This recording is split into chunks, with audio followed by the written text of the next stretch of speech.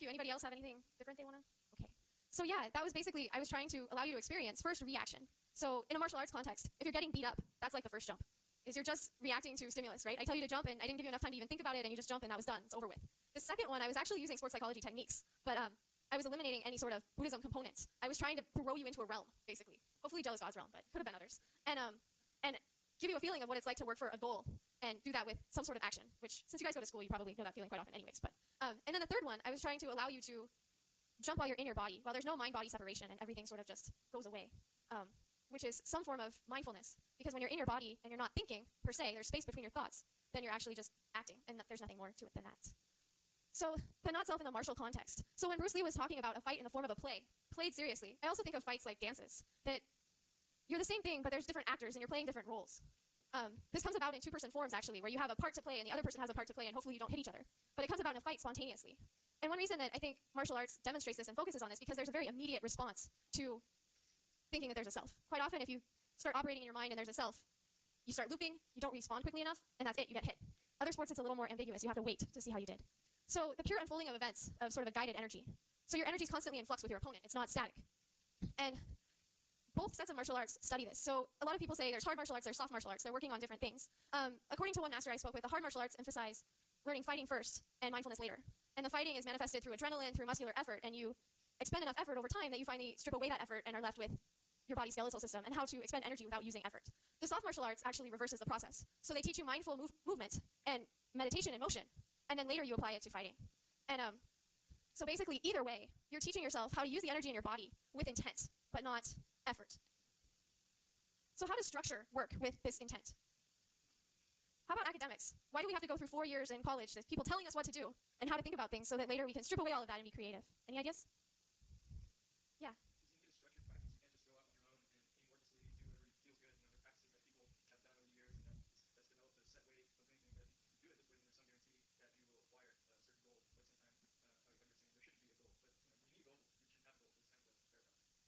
Yeah, exactly. You're moving in the general direction of learning how to think in the academic context. We throw all these great theories at you, reading until you absorb. And then once you've absorbed and learned how the game works, per se, then you can strip away everything and suddenly be creative. Yes? Right. So intent then, just to clarify, is not a goal, yet it's not completely nothing. So if I told you, get up here and use your 2 arms and 2 legs and fight someone, and you have no structure to how to learn it or no intent of learning it, you won't know what to do with your body. However, if you're trying really hard, your mind's looping and your body's separate, and it takes more time to communicate between the two, so then you have trouble taking action. So intent is sort of the middle way, but it's somewhere between the two, where you're setting the intent of I'm going to take action, and I'm going to be mindful in taking action, yet I'm not going to be so worried about the outcome of that action. So I actually chose group pictures because somehow when people are in a group and there's all that energy there, it's harder to lose the connection between mind-body because things are just happening too fast. Especially in this group on the right-hand side, the Shaolin group. Obviously, they're doing a form. They're trying to do a form in unison, and actually there were thousands of people watching them. This is at the first annual World Wushu Championships in China last year. And then on the left-hand side, there's people doing Tai Chi, and hopefully they're being mindful while doing it, so their mind and body are not quite as separate as other times of the day. So how does this work in other contexts? Well, if we look at these sports, there's sort of a combination of action and reaction in action, if that makes any sense. So things are happening fast, and I chose contexts where people didn't really have time to think. They were just doing, and they were all competition contexts, and most of them pulled from the Cal Golden Bears website, but showing how people are getting lost and becoming their own actions, as opposed to thinking about their own actions while taking action. When your mind and body suddenly are the same thing, then there's a feeling of everything else going away. And this is what this whole not self becomes.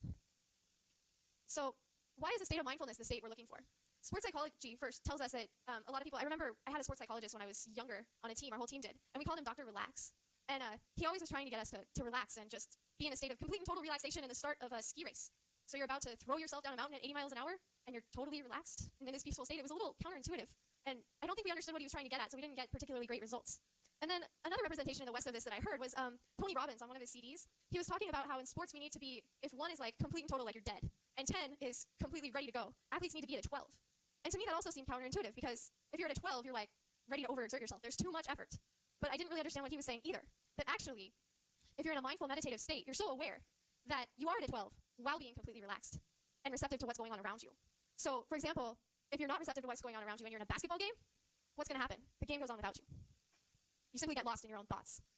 So, basically, then, when there's no self and you're stripped of trying to act, then whatever sport you're doing with some structure becomes self-expression with intent.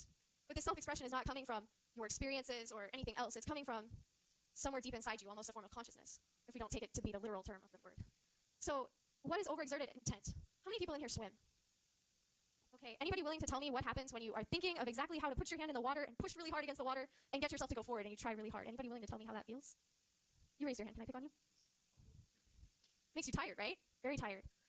Yet it's very easy to do. The same in martial arts. If I think about how I'm going to kick and I try to give the perfect kick, it may look very mechanical, but it may not be how skeletally and how I kick. It's just somebody else imposing upon how I kick. So then this becomes, rather than effortful action or copying what somebody else does, it becomes effortless effort or action with intent. So in this picture, which picture do you feel like gives a connotation of effortful action and action with intent? Who thinks the right-hand picture is effortful?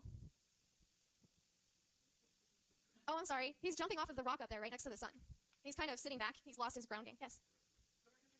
Oh, I'm so sorry. My right-hand side, so your left. Yes, there is. So he is the dot up above the little red dot up there. He's not sitting. He's actually moving. I'm sorry. so, so, so who thinks the person on the left looks like he's exerting a lot of effort? Your left, yes. And how about the right hand? I actually chose these based on the photograph and what the photograph gives us a feeling of as opposed to what the people are actually feeling. But the close-up version of this, the photograph on your left, sort of gives the feeling like he's just trying to hang on for dear life. Whereas the fact that the picture is so large in this one, it gives some sort of feeling of he's lost in nature and he and nature just have become the same thing. In these pictures, now this is a martial representation of the same thing. And you can see in this picture that certain actors or certain martial artists appear to be exerting more effort than others. Specifically, I'm going to pick on the guy at the far left in the front. He looks like he's really thinking about what he's doing. However, this woman on the far right seems to be feeling her own actions. And that's what I'm talking about when we become our own actions and suddenly our mind and body are no longer separated. And when that happens, then we just sort of disappear into the larger world. So then, what is emotion? How does emotion fit into all of this? I mean, we had a discussion earlier in my discussion sections about coaches that use anger. They get you angry to elicit a state to make you perform better. But what are they actually doing? Has anybody been angry and then tried to, I know some of us have done martial arts. Has anybody been angry and tried to fight? How did it work? How so?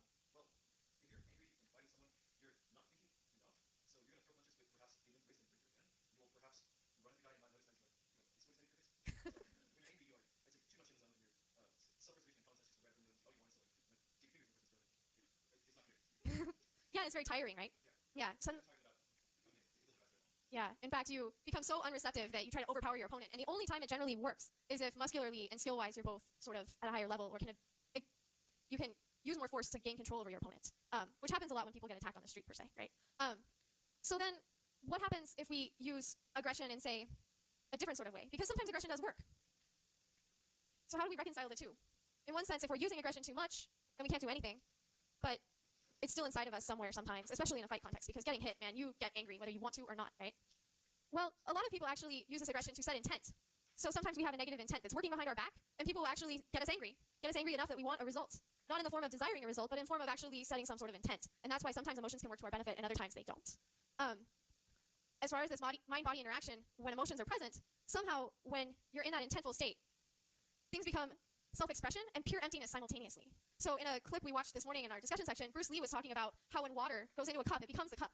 Or water goes into a teapot, and I'm quoting here, it becomes the teapot, right? And it has different characteristics based on different contexts. It can adapt, it can flow, it can crash, again I'm quoting. But yet somehow it is an expression of some sort of form, right?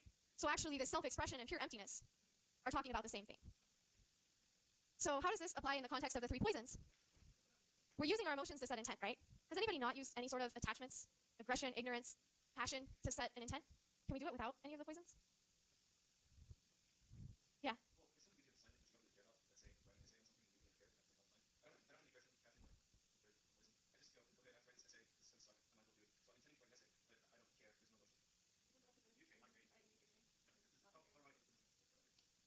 Thank you for illustrating that. I appreciate it. It's really hard. I mean, we're human, so we're stuck and we're unstuck simultaneously. And guess what? In action, same thing, because we're bound to our human form. So we have emotions, whether we like it or not, right? And intent has its own motivations, whether we fight it or not. But yet, we have the ability to put ourselves in certain states where we set intent, yet we really don't have an attachment to the outcome. And this is a process, so it happens over time. Like the article in our reader where he wanted to become the best and that motivated him, and then suddenly by the end of his martial arts career, he realized that actually, without these attachments, he could dance better, right? He could fight without even thinking, and things just happened through him. It was not a becoming of these 3 poisons. So anyways, beyond this, we've been talking about violence the whole time, which seems sort of strange in the context of Buddhism. And a lot of people ask this question, which is why I put it in here. So how do we define violence? How do we grapple with the idea that Buddhism's talking about compassion, yet Buddhism is practiced in violence? Any ideas? Yeah.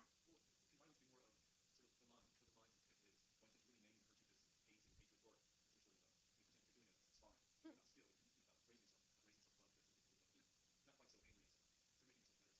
In fact, you can spar out of compassion because both people are working on a similar thing. Yes, you should. Well, not all situations where people are sparring are being watched by other people. Then it's a competition, and that's a different situation. I'm talking about purely two individuals practicing together. Yeah.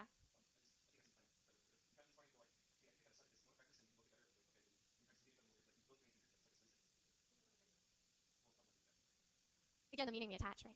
Yeah, sorry.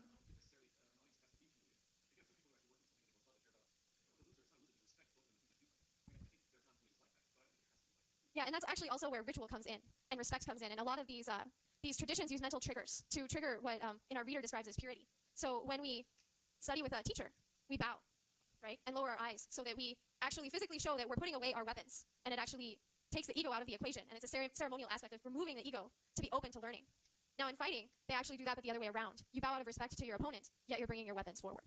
And that's done symbolically by having one hand as weapon, the other hand as sheath, and removing it. So anyways, we're out of time, but thank you so much for being a wonderful audience, and have a happy Thanksgiving.